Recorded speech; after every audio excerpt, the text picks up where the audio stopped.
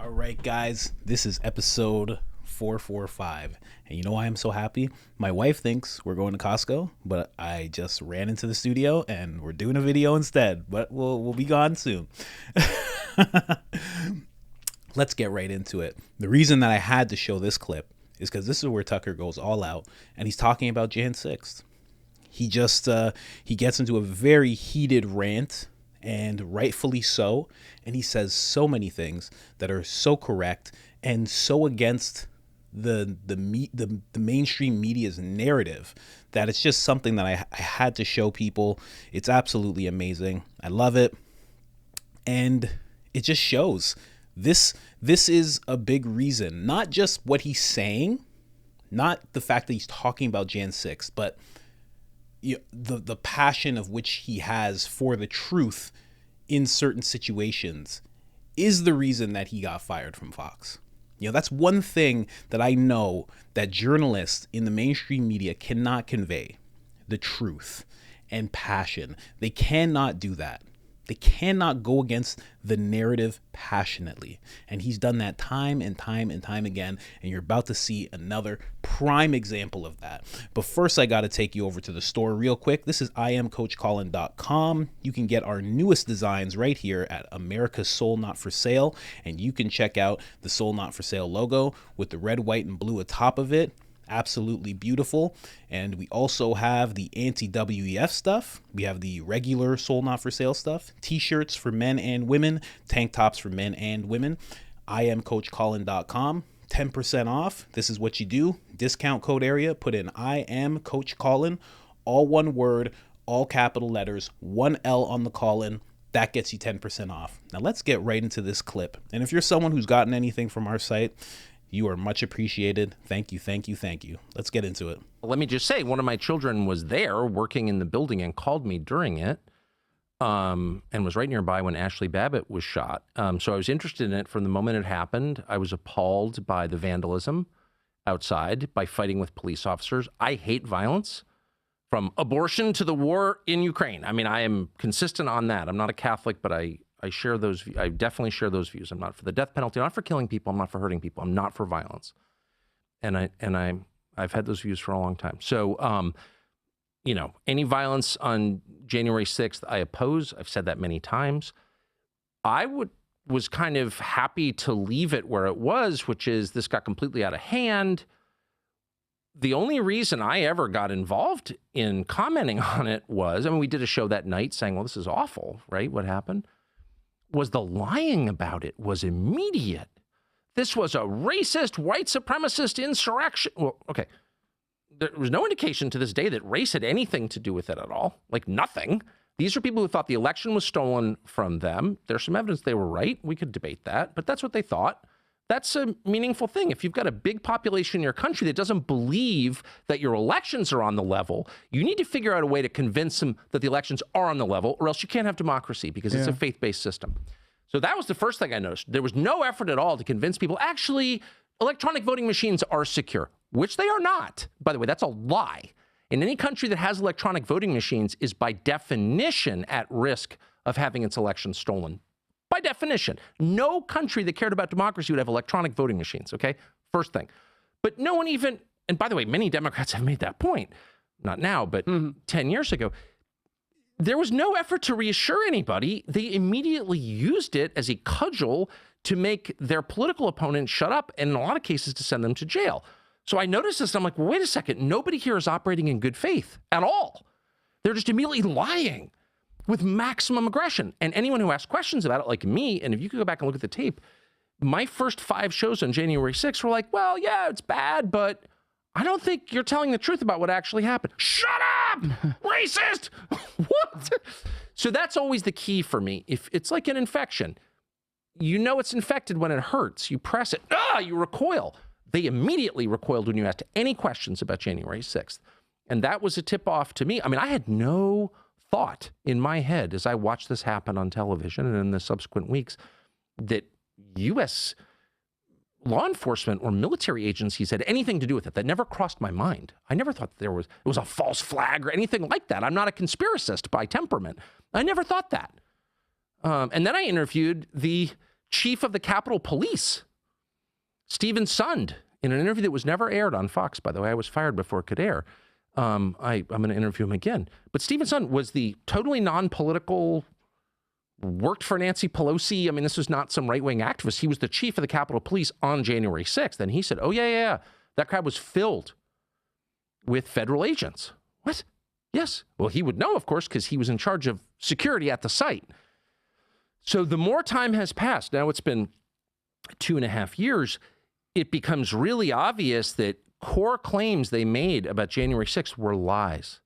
And my view about events and about people is if you catch someone telling a lie about one thing, the first question you have is, what else are you lying about? If you say to your wife, where were you? I was at the grocery store.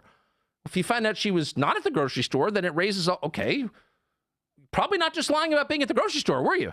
Like, what is this exactly? Why were you lying about that? And that's kind of the way I feel about January. Like, what is this? What this is? They're clearly lying. That's provable. Why? And, I'm the last person. I'm often accused of being a conspiracy nut. I'm the opposite. I grew up in a very stable country, the United States, in the 70s and 80s, where people didn't indulge in conspiracies because there weren't any obvious ones afoot, right? I mean, we took things at face value. We trusted our government by and large. But the amount of lying around January 6th, and it was obvious in the tapes that I showed, is really distressing. And anyone who's covering for those lies should be ashamed of himself. And that would include almost the entire American media, including Fox News. People at Fox News. Fox News, to its great credit, let me air that, and I'm grateful that they did. But there are people there who were mad at me for airing that. Really, why? If you think I'm cherry picking it and taking it out of context, show me where. And by the way, I didn't make the claim that it was entirely peaceful. It wasn't. Police officers were injured.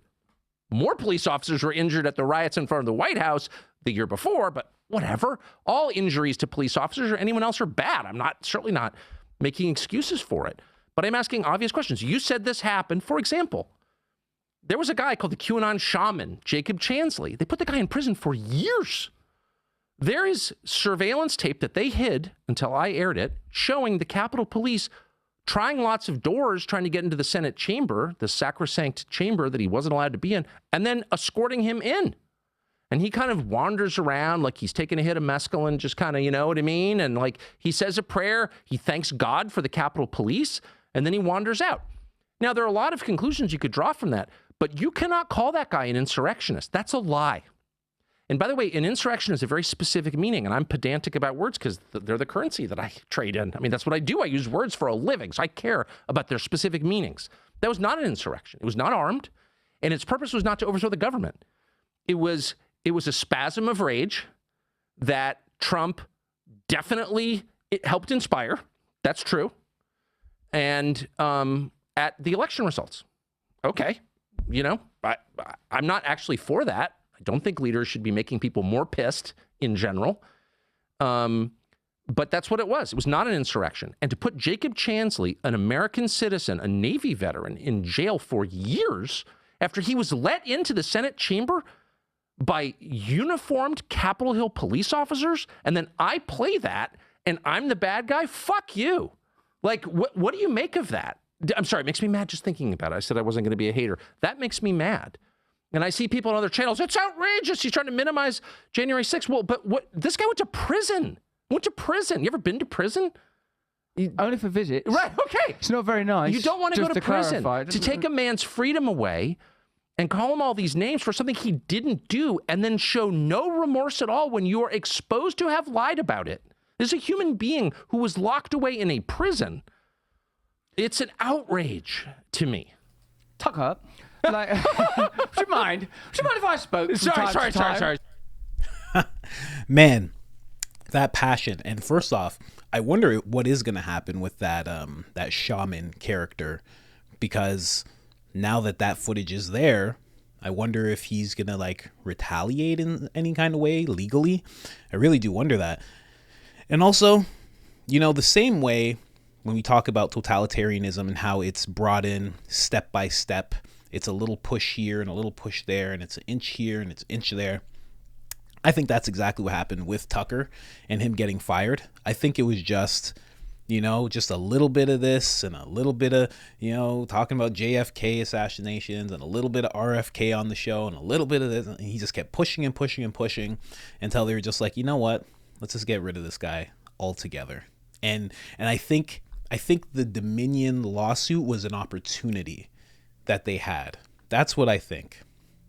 I think it was an opportunity for them to get rid of him and have it be connected to all sorts of wild things. But in reality, and this is even pushing against what I've posted, because I talked about, BlackRock connection and, it being a part of the lawsuit in Dominion and all sorts of things like that. But I think they just saw this as an opportunity to get rid of the person who is speaking the most truth and pushing against their narrative the most. Obviously it still has something to do with the powers that be, of course, the upper people, but yeah, I think it was just a matter of truth. I mean, where else do you see journalists who are mainstream speaking about the things like Tucker? J6 is a perfect example. He goes and he finds a different angle from a story that every single news outlet has this story. This is what happened. This is what it is. It's white racist. It's white supremacist. It's like, it's endangering democracy, all of this stuff. And then one guy decides, hey, you know what? I have legitimate footage. I'm not just giving my opinion. I have legitimate footage, and I'm going to show you a different angle of the story that's been toted in front of you by all mainstream media. When do you see journalists do that? That is what all journalists should do, right? But when do you actually see that happen? Never. Find a case of that happening. I really don't think there is one. I think Tucker is kind of the first.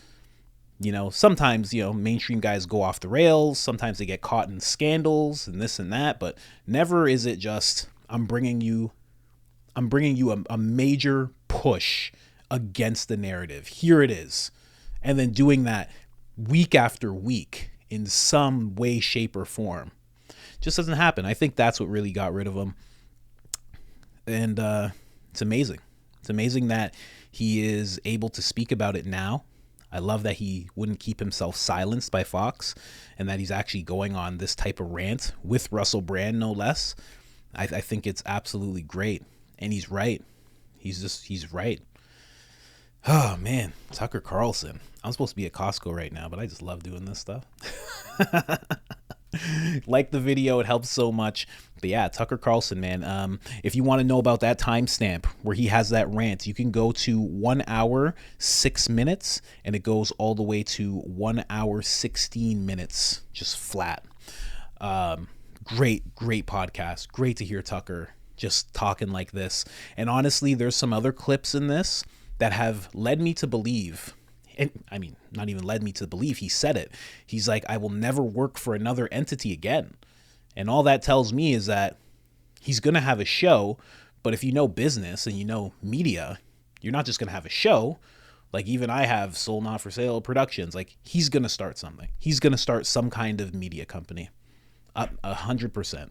That I think that is what's going to happen. I think it's in the works, and I think there's going to be more appearances of him like this, and then he's going to come out with something himself, and it's going to be him doing documentaries, him doing his show, and I think it's just going to be a major push for the truth. And as always, sadly, you know how that works. Get ready for the attacks.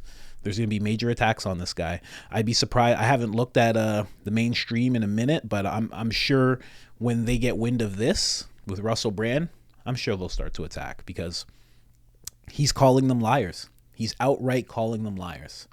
Things that you'd hear guys with 40,000 subscribers, 5,000 subscribers, 100,000, small channels would be like, the mainstream lies. And everybody's just like, it's a small channel, whatever. But Tucker's huge, and he's going to start doing it. Anyways, guys, that's it. Thank you so much for watching Soul Not For Sale podcast, episode 445, I believe. All right. Other than that, I am out.